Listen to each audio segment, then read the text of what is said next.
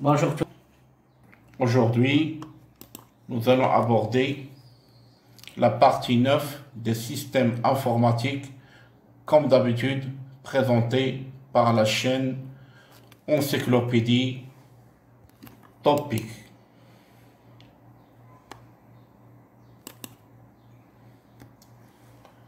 Bon, représentation des caractères. ASCII 2, American Standard Code for Information Interchange.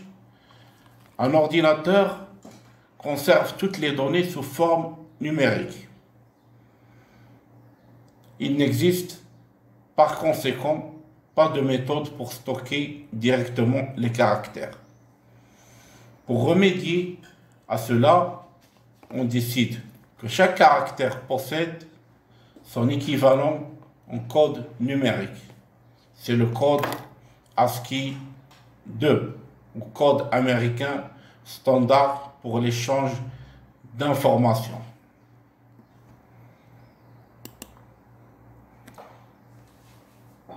Le code ASCII 2 de base représentait les caractères sur 7 bits, c'est-à-dire 128 caractères possibles de 0 à 127.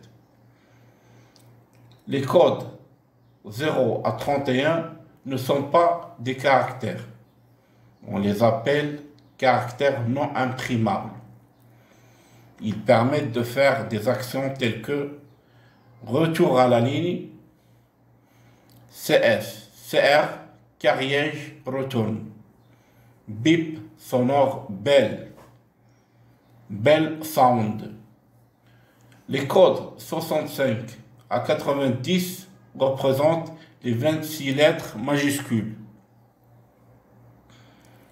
Les codes 97 à 122 représentent les 26 lettres minuscules. Il suffit de modifier le 16e bit. Pour passer d'une majuscule à la minuscule correspondante, c'est-à-dire ajouter 32 au code ASCII 2 en base décimale. En ce qui concerne la représentation hexadécimale, je vais vous passer mon assistant qui va l'expliquer en détail. Bon, à vous la parole, monsieur. Bonjour, messieurs. Voici le tableau des caractères qui est représenté par les nombres hexadécimales. Ce côté-là, 0, 1, 2, 3, 4, 5, 6, 7, 8, 9, A, B, C, D, E, F, ce sont des nombres décimales.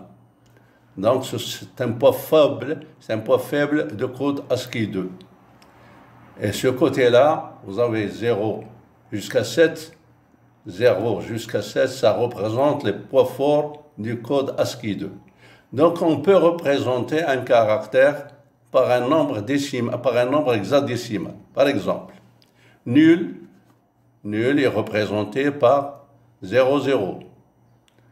SOH est représenté par 01. STX est représenté par 02. ETX 03. OET 04. ENQ 05.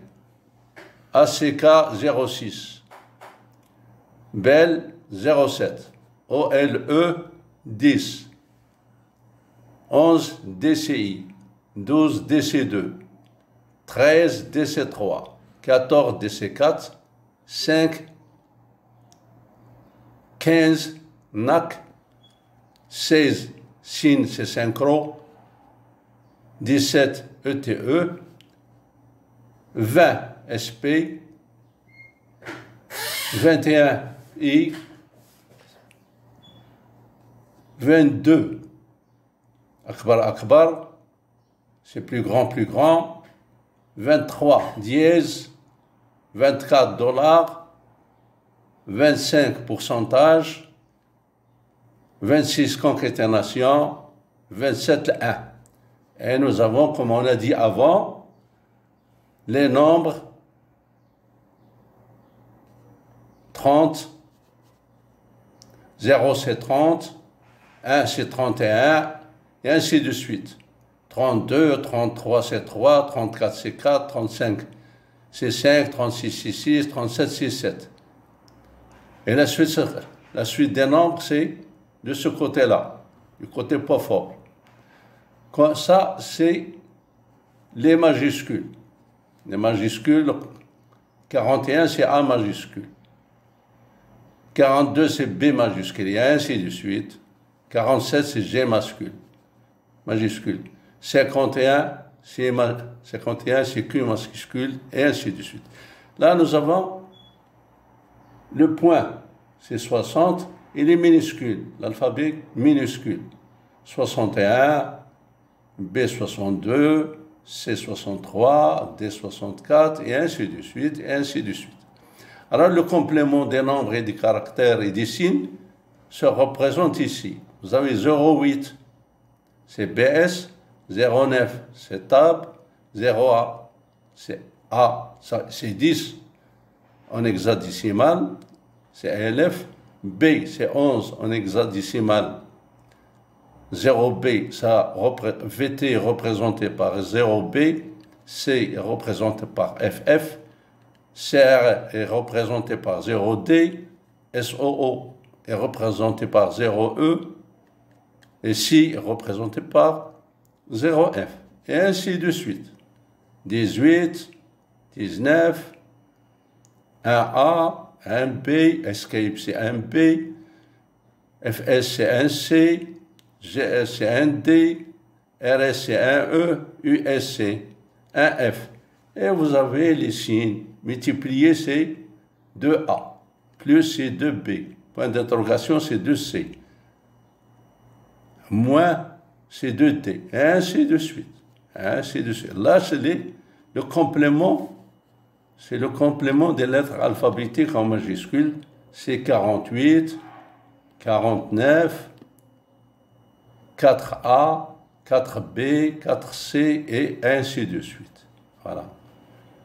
J'espère que vous avez compris. Alors, on représente des caractères par des nombres hexadécimaux. Ce que vous avez vu ici, les caractères que vous avez vus, voilà leur explication. C'est en anglais. Nul. Vous avez nul ici. Nul égale nul. SOH. SOH. Alors, où se trouve le SOH? Voilà. 01 SOH, c'est Start of Header. C'est le début de l'entête. STX, c'est Start of Text, le début du texte. EOT, c'est End of Transmission, la fin des transmissions. ENQ, c'est Inquiry, c'est les requêtes. ACK, c'est Acknowledge. C'est connu. Quand vous dites Acknowledge, donc vous avez accepté. Bell, c'est la sonnerie. BS, c'est Backspace. Et les contrôles. DC1, DC2, DC3, NAC c'est Negative Acknowledge, Negative Acknowledge, donc non accepté. Alors vous avez CAN, c'est Cancel, éliminé. Tab, c'est, comme vous avez dans le clavier, c'est la tabulation horizontale. LF, Line Feed, vous remplissez la ligne. VT, c'est Vertical Tab. CR, c'est Carriage Return, c'est le Return chariot, et ainsi de suite. SI, c'est Shift In.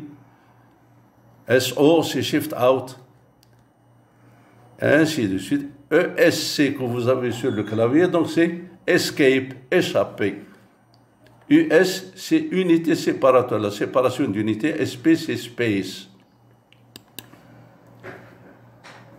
Nous avons vu la signification des caractères de commande. Vous pouvez se référer à cela si cela vous intéresse.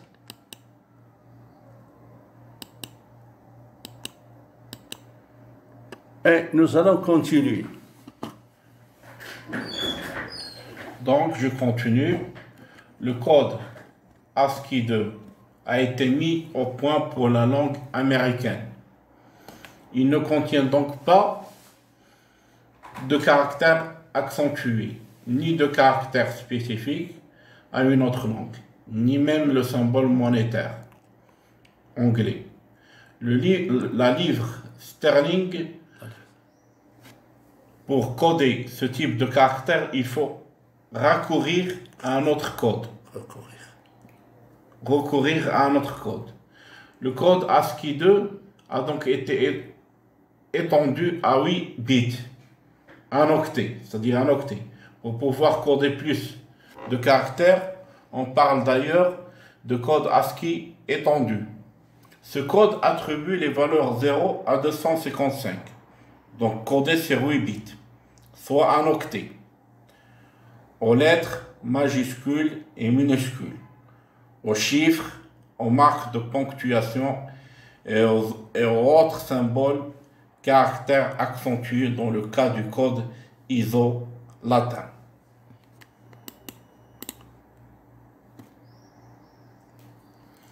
Unicode.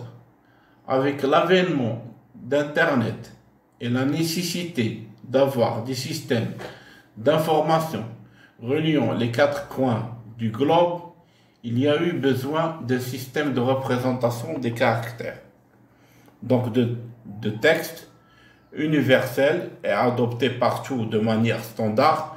Ce système a été appelé Unicode. Unicode est un système de codage des caractères sur 16 bits mis au point en 1991. Il permet de représenter n'importe quel caractère indépendamment de tout système d'exploitation, de toute technologie d'ordinateur et de tout langage de programmation. Unicode regroupe la quasi-totalité des alphabets existants, arabe, arménien, cyrillique, grec, hébreu, latin, etc. est compatible avec le code ASCII 2.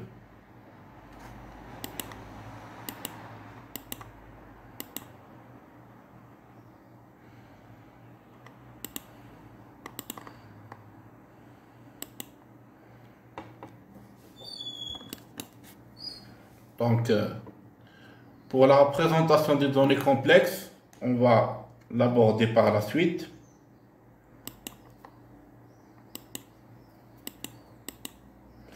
Représentation des données complexes. Un document complexe est un document qui contient des données de divers types, textuels, numériques, programmiens, vers d'autres documents, images, sons, etc. Un exemple courant est une page web. Nous allons décrire sommairement deux standards de représentation HTML et XML. Ils seront plus détaillés. Internet et création de pages web. Je répète, Internet et création de pages web.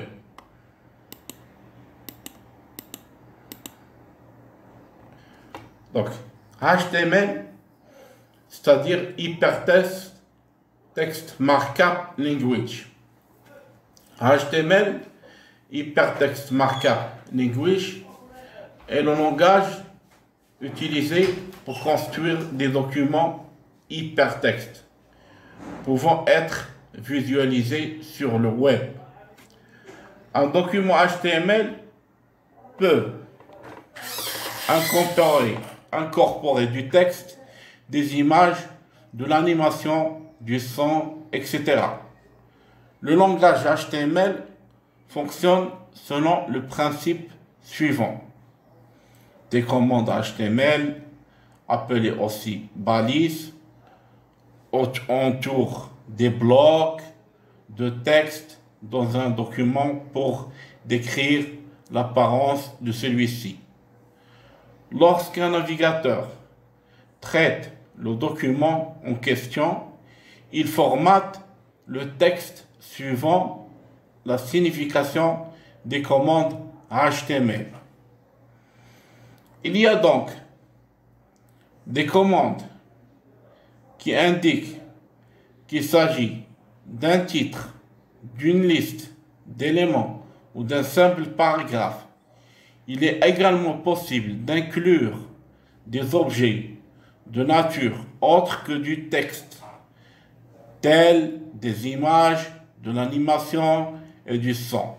Un document HTML peut être, c'est-à-dire il peut être créé à l'aide d'un simple éditeur de texte, ou encore en employant un éditeur spécialisé qui offre une gamme complète d'outils, rendant ainsi la tâche beaucoup plus facile.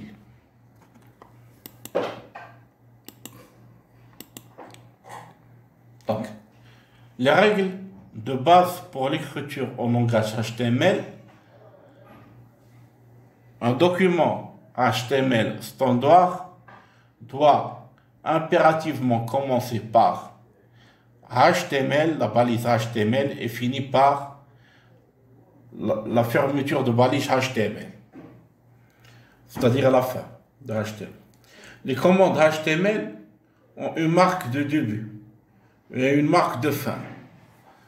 Certaines marques de fin sont facultatives, utilisent les caractères entre guillemets, comme vous voyez ici, comme délimiteurs, peuvent être écrites en minuscules ou en majuscules. Tout ce qui n'a pas compris entre et est tout simplement considéré comme du texte affiché.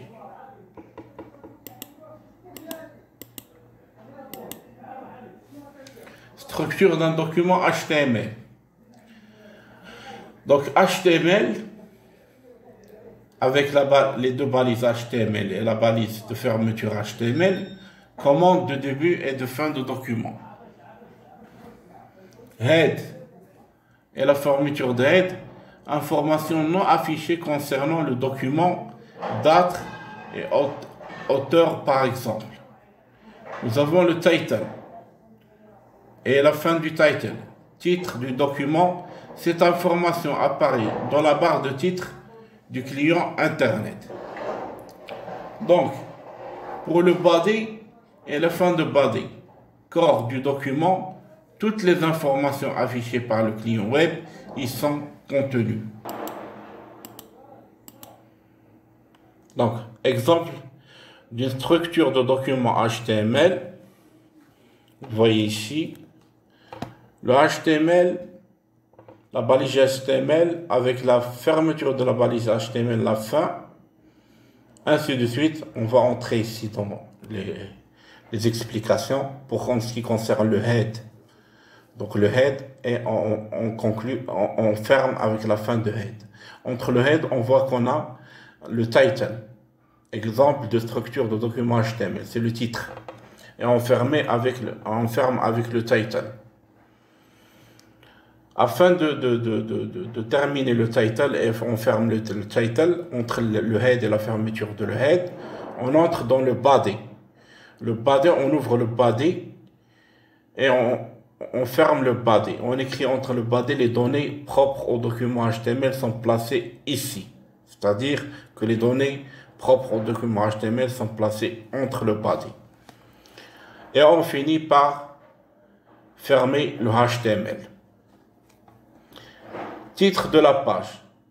Ce texte apparaîtra dans la barre de titre du navigateur lorsqu'un utilisateur affiche la page sur son écran. C'est net.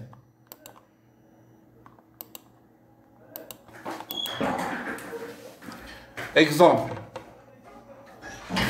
Head. Title. Donc comme vous voyez ici, nous avons le head et le title, cours HTML et la fermeture du title. Donc ici, c'est bien démontré ici. Donc le head, la fermeture de head. Donc on voit ici tout ce qui est contenu entre le body et la fermeture de body sera affiché à l'écran. C'est-à-dire c'est bien déterminé, c'est bien montré. Donc, en ce qui concerne entre le body et la fin de body, sera affiché à l'écran. C'est la partie intégrante du document. C'est là que l'on saisit le texte, insérer des images et l'on établit des liens.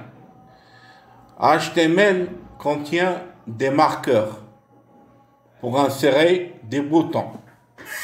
Donc, c'est-à-dire, on voit que HTML, il va avoir des marqueurs pour insérer des boutons, des zones de saisie, des formulaires, des animations du son, etc. Donc, récapitulation. Exemple. Head.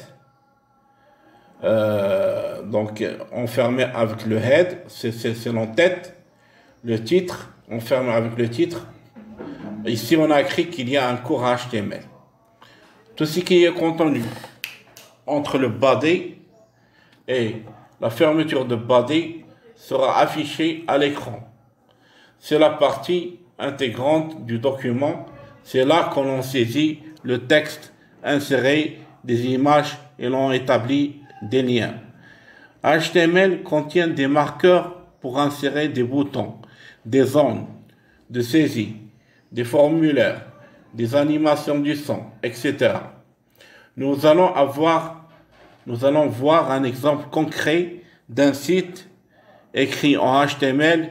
Il paraît fastidieux, mais au fait, il est aussi simple qu'on en croit.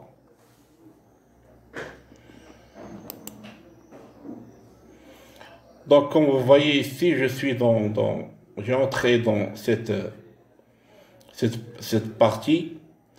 Je vais essayer de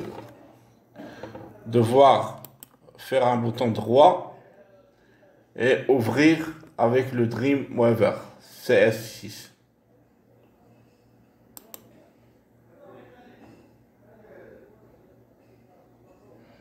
Donc ici, donc c'est le Dreamweaver. Donc by 7 bits. Donc by 7 bits. Donc nous avons ici le home, le site, le dining, le event, le logging. Donc vous voyez ici qu'il y a donc by site bit keep you informed of the best place to see, eat and to sleep in the city by the bay. Donc c'est bien démontré, nous avons les fichiers, les éditions, les affichages, les insertions, on modifie format, commande site fenêtre S. Maintenant je vais vous passer mon assistant qui va vous expliquer en détail la procédure de création de site. Moi, j'ai donné des initiatives, mais lui, il va compléter. Tiens. Bonsoir, messieurs. Voilà, vous avez vu la représentation HTML. Je vais vous essayer de vous donner un exemple sur l'écriture d'un site en HTML, à titre d'exemple.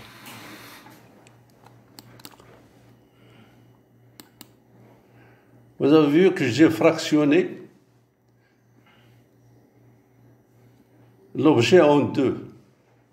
Ici le code, et là, vous avez la création. Ceci s'écrit par le Dreamweaver. Vous allez voir que ce n'est pas très difficile. Pour commencer l'écriture d'un site, on commence toujours par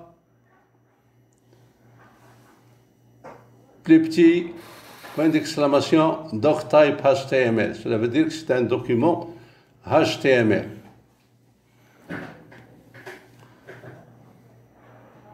Tout ça, ce sont des choses qui ne sont pas très difficiles à comprendre.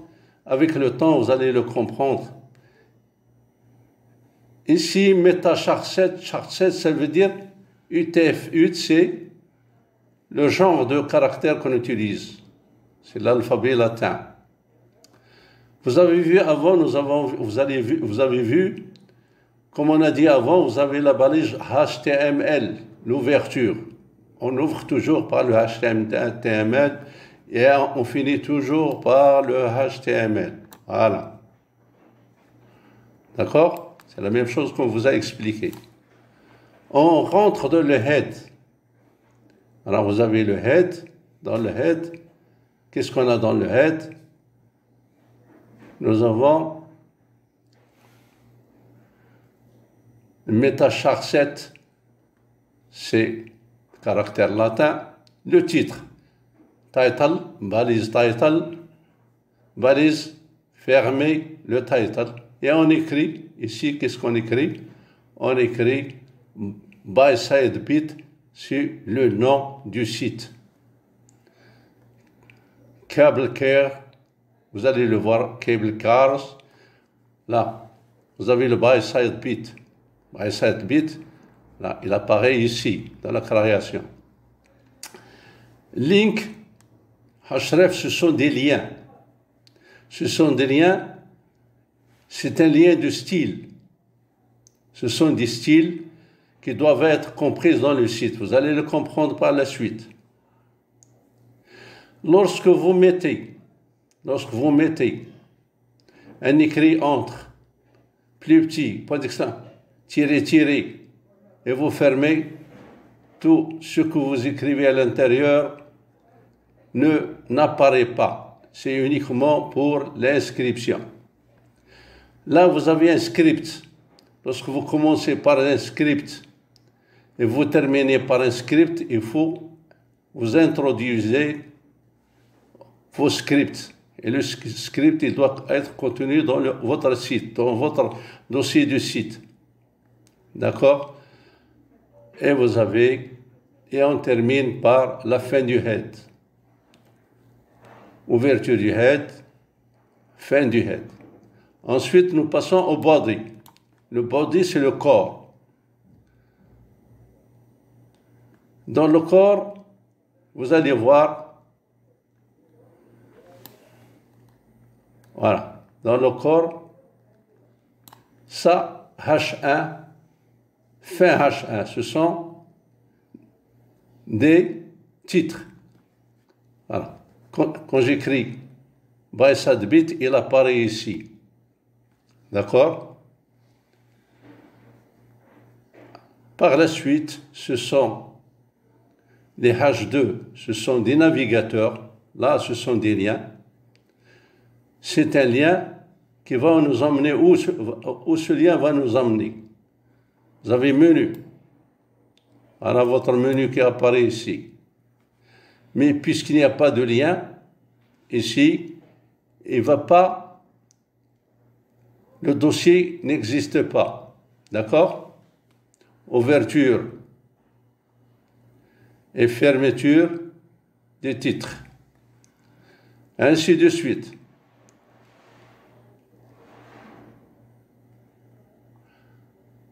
Vous avez Home. Là, vous avez Home. Home, sans lien, lorsque vous cliquez sur Home, vous allez directement sur l'index.html. Alors, c'est un fichier qui se trouve dans le dossier du site. La même chose, Site. Vous avez Site, automatiquement, il vous emmène vers le site.html où il y a des écritures, où il y a des images, et ainsi de suite. Là, il vous emmène vers le site.html, c'est un fichier. Dining, il ne vous emmène vers rien parce qu'il y a un dièse. Donc, Dynamic, vous allez voir qu'il ne va pas fonctionner parce que vous ne m'avez pas donné de site. Events, chez dièse, automatiquement, il ne vous emmène vers rien parce que vous ne lui avez pas indiqué un site. Loading, la même chose. Voilà, loading. Là, c'est votre menu. D'accord? Et ainsi de suite. Et voilà, nous allons rentrer vers le détail. Vous avez image source. Quand vous faites la commande image source, il vous emmène automatiquement vers une image qui se trouve dans votre dossier.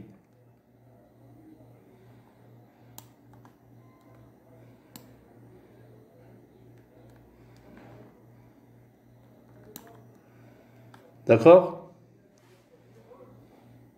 Remarquez, ça l'image est ici. Cette image, elle se trouve là.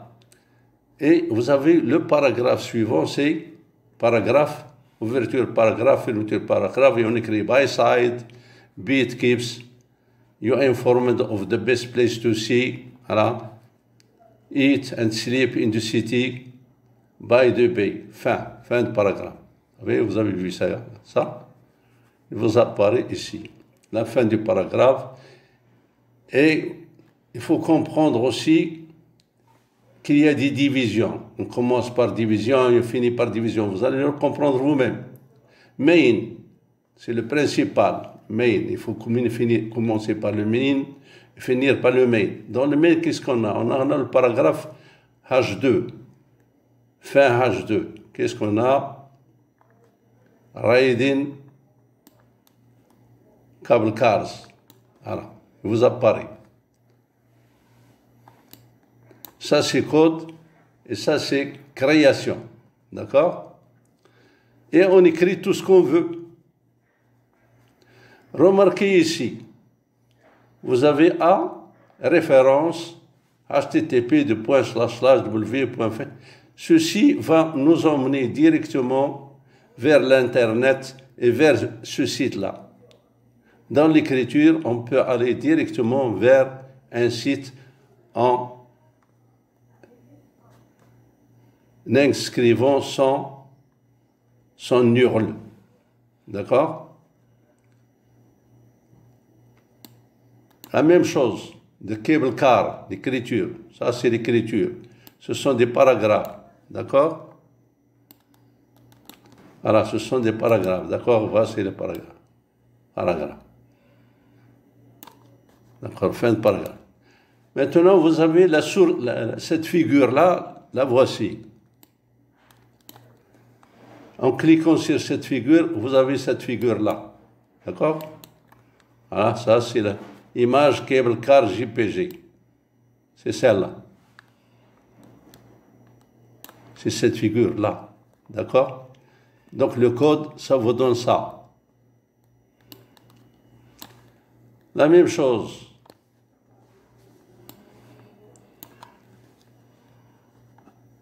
Remarquez ça, c'est le paragraphe, car type. Et vous avez tout le paragraphe. Remarque, minus sport.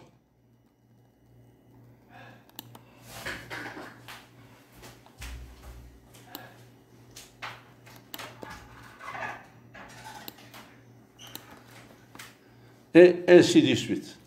Nous allons voir ça. Vous avez le code et vous avez la création.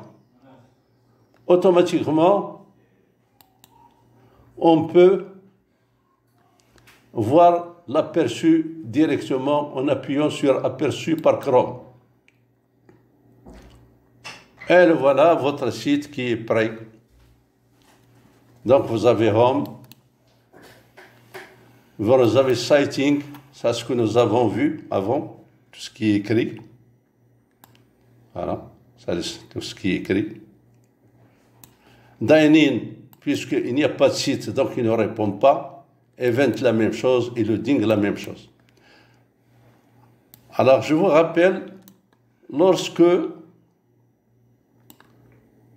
on clique, par exemple, ça, ce sont des liens. Je clique sur le lien, il va nous emmener directement à ce site-là, San Francisco. D'accord?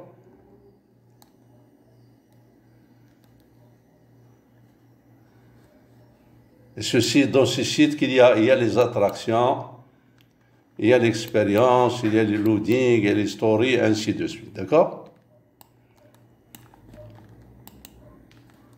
Si on clique,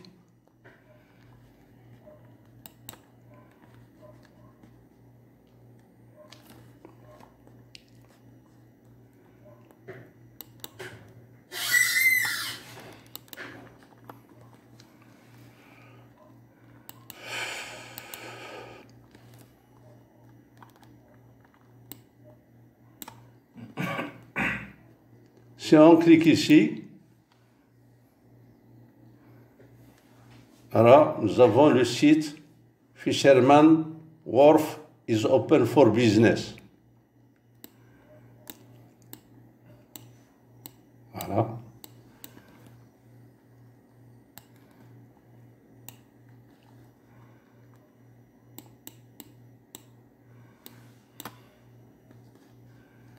Là, vous avez les attractions.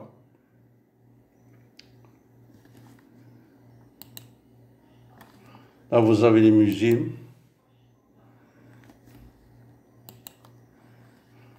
Là, vous avez le dining. Toutes sortes de repas, de restaurants. Tout ça est écrit à base de HTML. C'est fastidieux, mais c'est très simple. Shopping.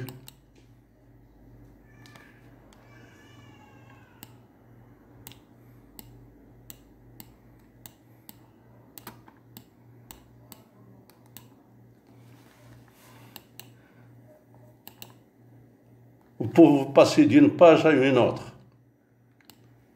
C'est très intéressant. Et même, vous pouvez prendre une photo et la considérer comme lien. Elle va vous donner le plat complet. Ça, c'est un lien. La même chose, lorsque vous voyez une main, comme ça vous indique que c'est un lien qui va vous emmener vers un site, qui va vous donner toutes les explications concernant ce site. Donc tout ça est écrit en HTML, mais le HTML tout seul n'est pas suffisant. Pour passer de page fixe, il faut utiliser d'autres méthodes pour passer en mobile, en page mobile, en utilisant le PHP ou JavaScript. Une question, monsieur. Est-ce que ça, ce sont des templates?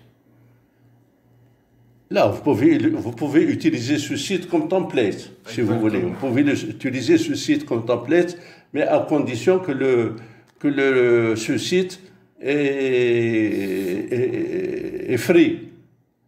Vous n'avez pas le droit de prendre un site et l'utiliser comme template, c'est là le droit d'auteur, mais vous pouvez prendre, il y a des sites qui sont free et vous pouvez les utiliser. Mais ce que je vous essaie de vous expliquer,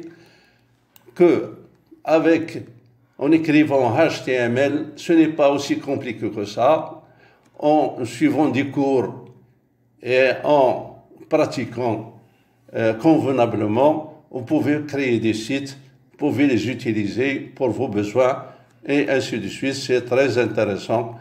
Alors, il y a des gens qui utilisent le HTML parce que c'est fixe, mais vous avez besoin aussi d'apprendre d'autres codes,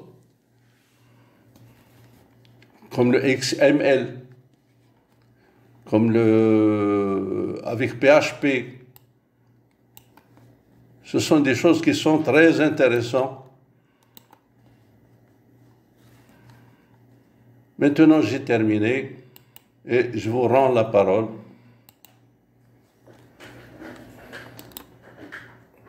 Merci, monsieur, pour votre parfaite explication. Je continue. Donc, le XML, Extensible Markup Language. Donc l'introduction, le HTML est un standard restrictif. Il définit un ensemble fixe d'éléments et attributs qui permet de décrire un document simple en tête, corps contenant des paragraphes, listes, tableaux, illustrations, etc. L'ajout de nouveaux éléments est impossible. On ne peut pas créer des balises pour décrire des contenus relatifs aux besoins d'un domaine spécifique, comme les finances ou l'industrie pharmaceutique par exemple. De plus, le HTML est orienté vers la présentation de documents et non vers son contenu. On a besoin d'un standard qui permet de faciliter la localisation, l'échange et la manipulation d'informations en s'en basant sur la sémantique et e-learning, data mining, etc. Tout en permettant de s'adapter aux exigences spécifiques à chaque domaine. XML, Extensible Markup Language, langage extensible de balises, a été développé pour répondre à ces attentes. C'est-à-dire, il a été développé pour répondre à ces attentes.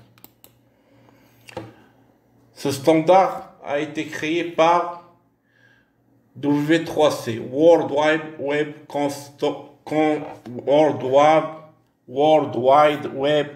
Consortium. Consortium, c'est ça, exactement. W3C, World Wide Web Consortium.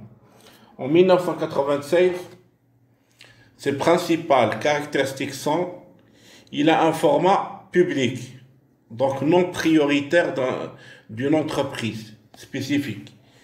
Il est un métalangage, c'est-à-dire un langage qui permet de définir d'autres langages. Il permet de concevoir un langage de balisage personnalisé pour un ensemble comme ce signe-là, un symbole-là, un ensemble de classes, de documents. On parle de vocabulaire ou application XML. Le langage de balisage créé est généralement décrit par une DTD, Document Type Definition, ou définition de type de document.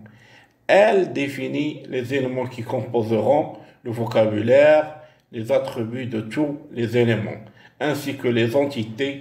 Cette DTD doit être accessible pour pouvoir correctement lire le contenu du document. Il agit comme un dictionnaire pour les langages habituels.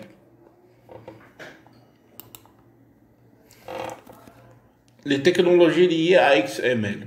Autour de la technologie XML, il existe une famille de technologies. CSS, Cascading Style Sheets, permet de définir une feuille de style pour XML. Nous avons aussi le XSLL, Extensible Style Sheet Language, XSLT, XSL, Transformations, language évolué par le symbole qu'on voit ici pour la définition de feuilles de style. Le Xlink, XML Linking Language, pour ajouter des liens hypertextes à un fichier XML. Xpointer, XML Pointer Language, pour pointer sur des parties d'un document XML. Un Xpointer pointe sur des éléments de données au sein d'un fichier XML.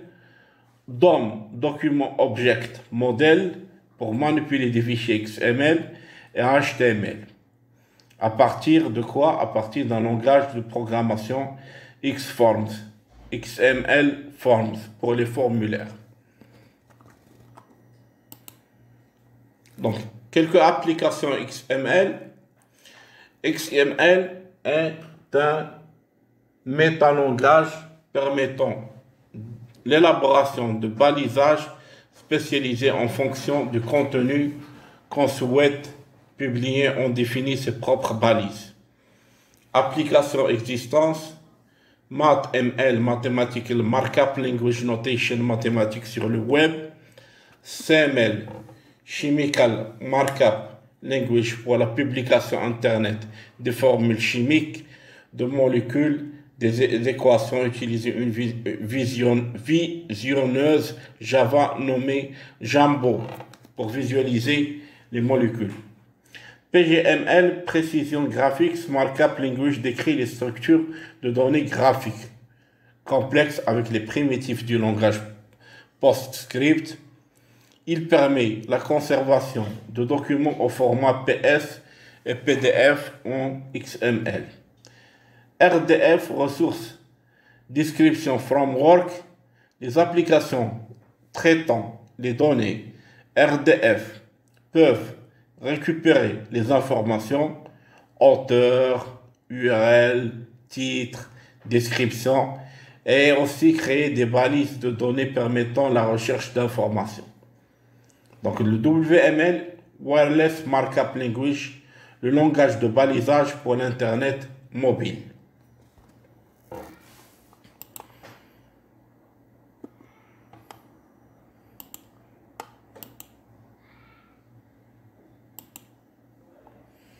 Donc nous allons voir la suite, les perspectives informatiques.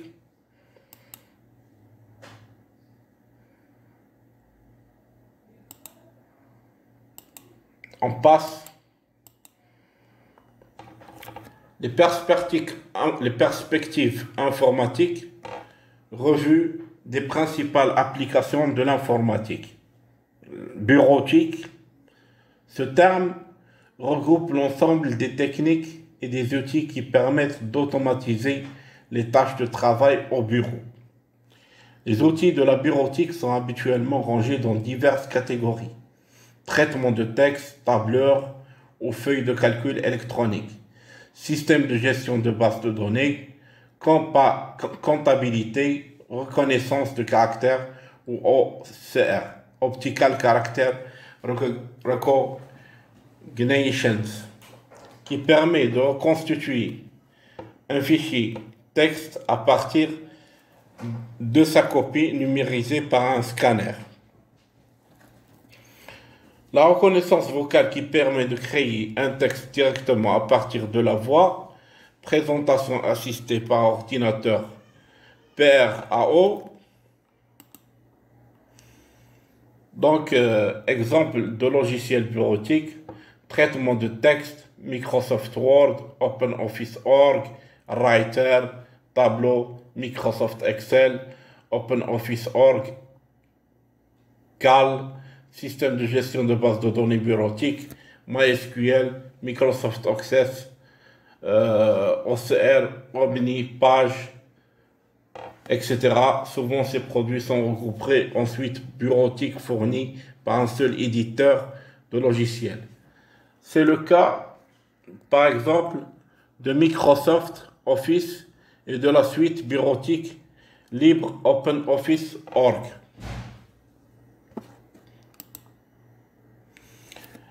Les messageries électroniques. Ce type d'application a pour objectif de faciliter la communication en entreprise. Il assure l'envoi et la répétition il assure l'envoi et la réception de messages électroniques textuels avec éventuellement d'autres types de documents, images, feuilles de calcul, etc. Sous forme d'attachement, chaque utilisateur se voit attribuer une boîte aux lettres et une adresse électronique, permettant de l'identifier parmi le personnel de l'entreprise, ainsi que pour l'extérieur. Exemple de logiciels de messagerie, Lotus Note, Microsoft Exchange. Ce sont des exemples de logiciels messagerie. Lotus Note, Microsoft Exchange.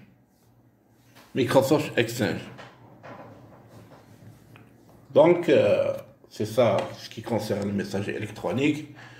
Donc, pour l'informatique décisionnelle, il s'agit de quoi? Il s'agit d'un ensemble de logiciels permettant de collecter, consolider, modéliser et restituer les données d'une entreprise en vue de permettre aux responsables de prendre des décisions stratégiques en ayant une vue d'ensemble des activités de leur organisation et dans son environnement. Ce type d'application est basé sur l'utilisation d'un data warehouse ou entrepôt de données alimenté par des sources diverses. Data warehouse ou entrepôt de données alimenté par des sources diverses. Logiciel de gestion intégrée, ERP, entreprise ressources planning. Un ERP est un logiciel qui permet d'intégrer et d'automatiser l'ensemble des fonctions de l'entreprise comme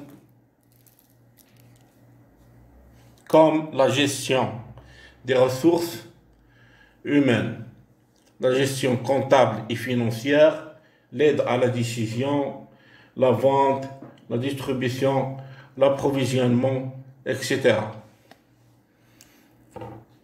Donc, un ERP est en effet un système d'information constitué de plusieurs applications. Donc, modules partageant une même base de données, un ERP permet à l'entreprise une meilleure maîtrise de ses activités de production grâce à l'optimisation de l'usage des ressources humaines et matérielles. Les principales solutions commercialisées sur le marché actuellement sont SAP R/3, Sage Adonix, Microsoft Navision. Donc, comme on a vu ici, les logiciels de gestion intégrée ERP Entreprise Ressources Planning, nous avons l'expliqué en détail. Donc, ici, nous allons intégrer un autre sujet, ce qui concerne les multimédias. Les multimédias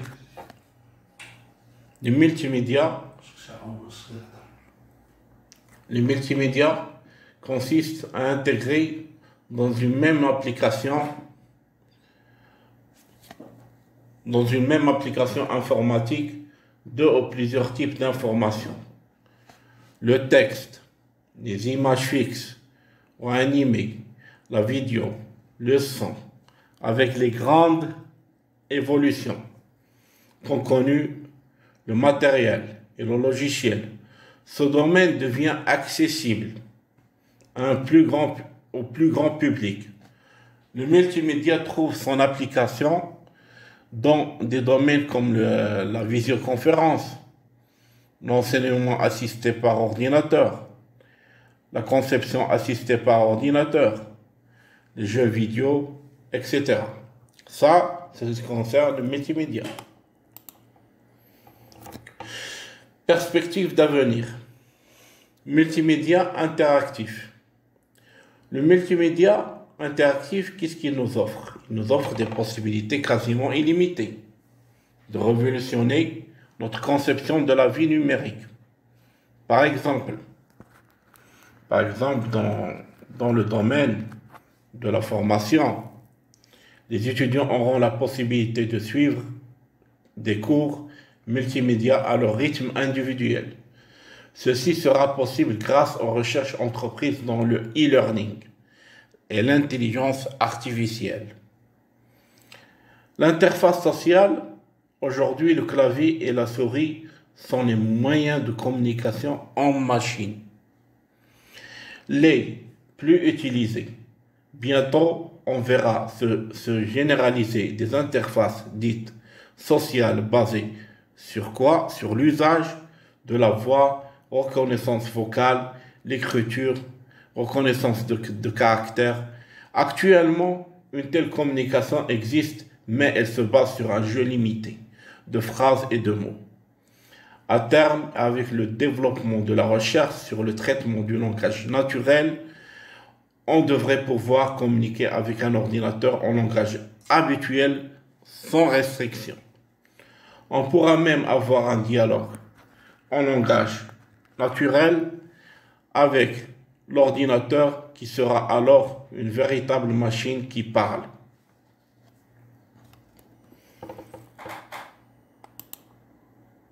Révolution du système embarqué. Rappelons ici la loi de Moore qui stipule que le nombre de transistors que l'on peut intégrer sur une puce d'ordinateur double tous les 18 mois.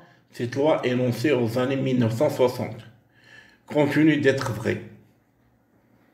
On dispose aujourd'hui de processeurs de quelques dizaines de millions de transistors.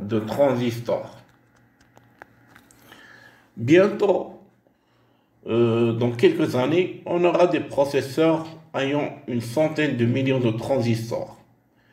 Un autre axe de développement est représenté par l'usage d'architectures dites massivement parallèles dans lesquelles des réseaux de centaines, voire des milliers de processeurs en puces sont reliés pour offrir de gigantesques puissances de calcul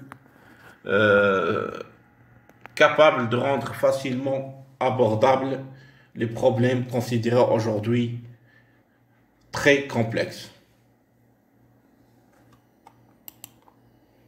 Notons que les progrès de l'industrie des microprocesseurs s'accompagneront de progrès dans les circuits, mémoire, les entrées, sorties, les supports de stockage, etc.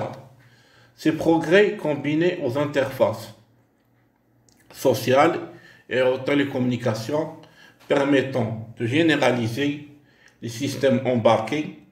Un système embarqué est un système rassemblant sur une puce le processeur, les mémoires, les entrées et les sorties, ainsi que le logiciel d'exploitation. Le tout étant dédié à une seule application. Actuellement, de tels systèmes sont utilisés en aéronautique, dans la conduite des équipements industriels, en électronique domestique, etc. Dans un futur proche, des puces intelligentes équiperont vêtements, ustensiles, chaussures, etc. Bonjour tout le monde. Aujourd'hui, nous allons traiter la partie 12 des systèmes informatiques présentés toujours par la chaîne Encyclopédie Topic. Alors, le titre de ce cours est le gestionnaire de tableau de cas de Microsoft Excel. Donc, alors, je vais vous montrer comment vous allez démarrer Microsoft Excel. Tout simplement, on clique ici. Alors, on cherche dans les programmes, l'outil de programme.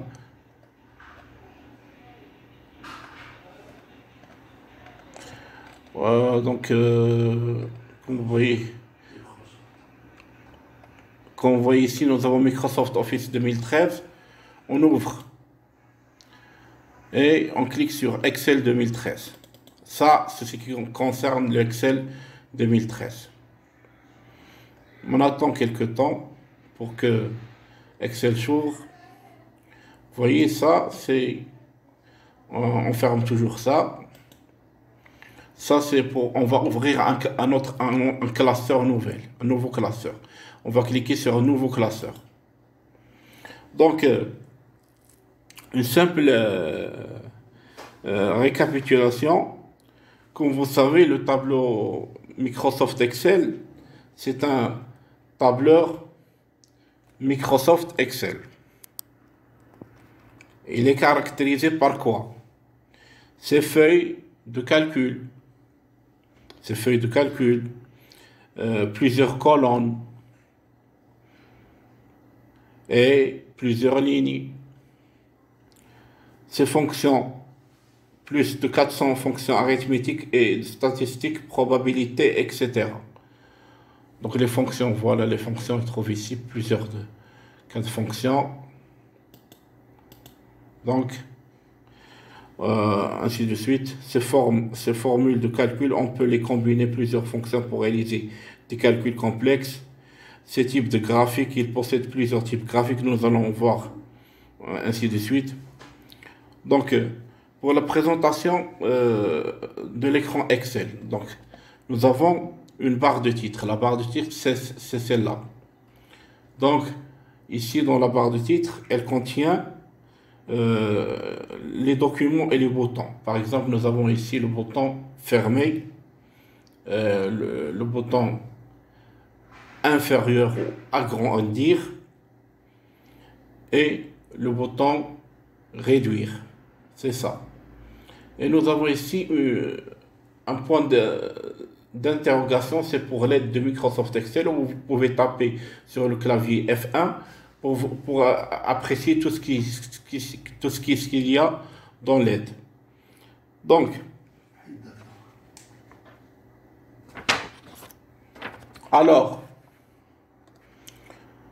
ici, nous allons voir la barre de menu. Qu'est-ce qu'elle contient? Elle contient les fichiers, l'accueil, l'insertion, mise en page, formule, données, révision, affichage. Formule, données, révision, affichage. Donc, nous allons voir fichier. Qu'est-ce qu'il y a dans le fichier? Nous avons information, nouveau, ouvrir, enregistrer, enregistrer sous. C'est ici on enregistre nos travaux. Imprimer, partager, exporter, fermer. Par exemple, enregistrer sous. Vous pouvez enregistrer sur votre ordinateur, sur votre bureau, ou n'importe où, etc. Donc, pour ici, nous allons voir accueil. Donc, accueil, j'essaie d'inférioriser, c'est ça. Donc, l'accueil. Nous avons dans l'accueil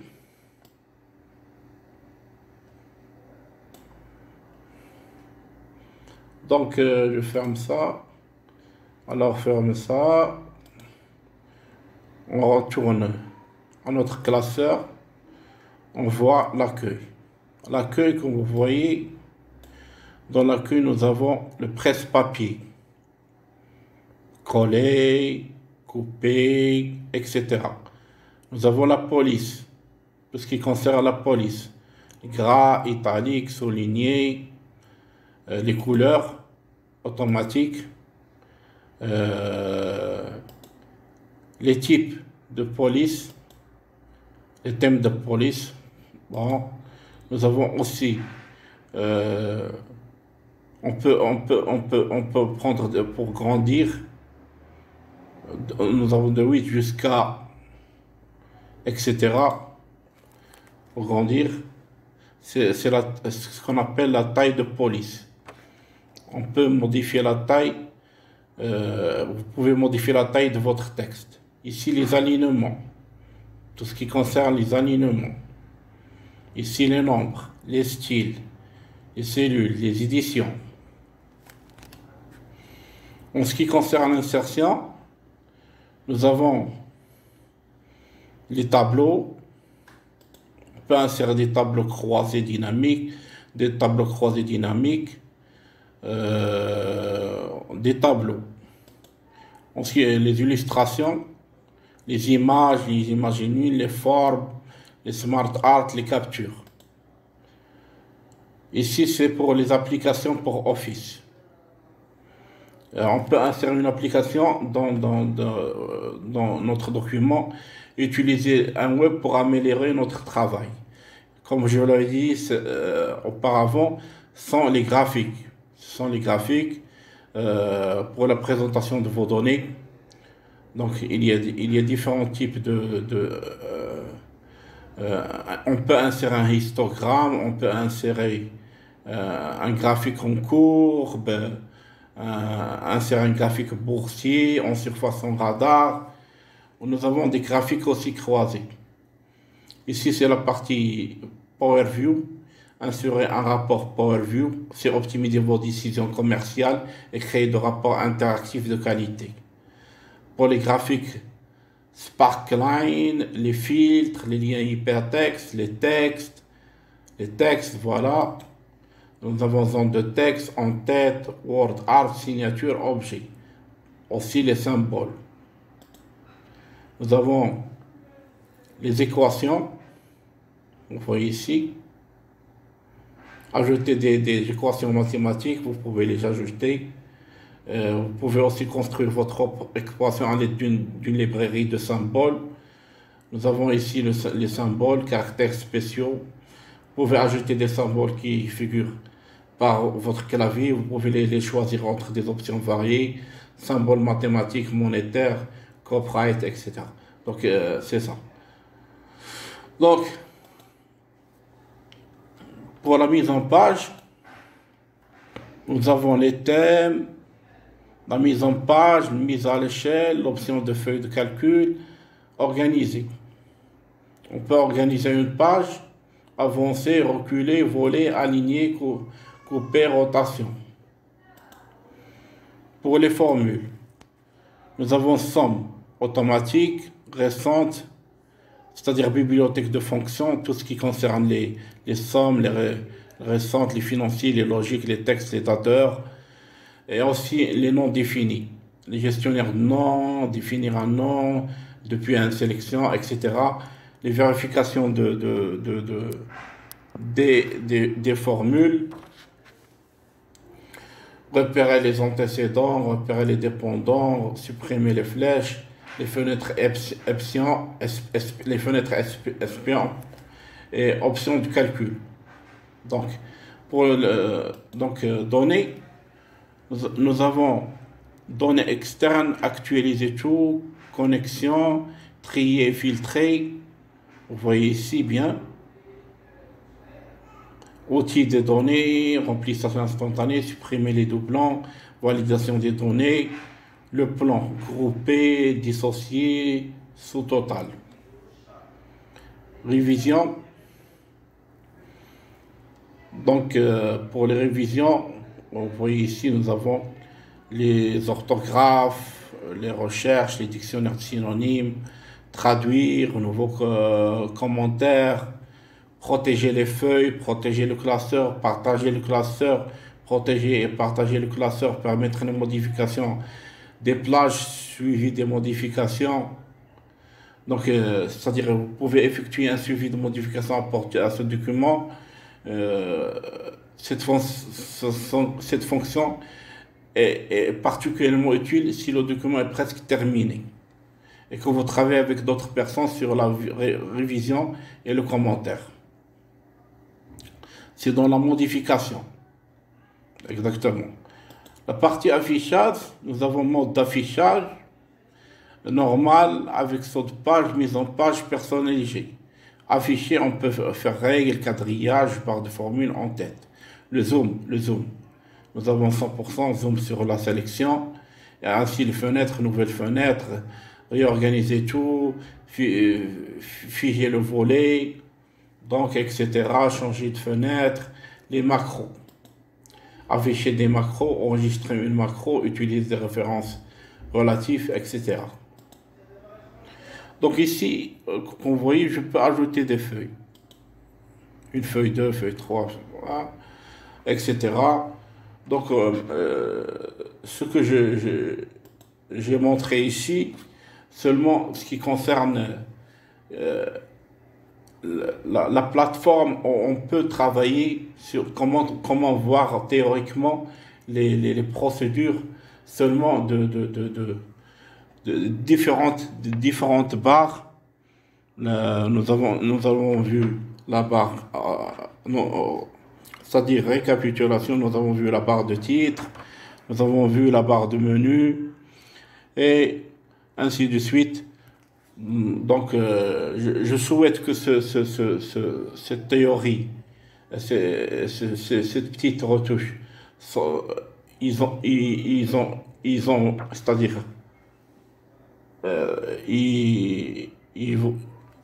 ça vous plaira, mais une autre fois, j'essaierai on va voir la suite en détail. Donc, n'hésitez pas de s'abonner, de faire un like et pour voir la suite. Je souhaite pour vous une bonne formation. Donc, je vous remercie toujours de votre attention. Au revoir.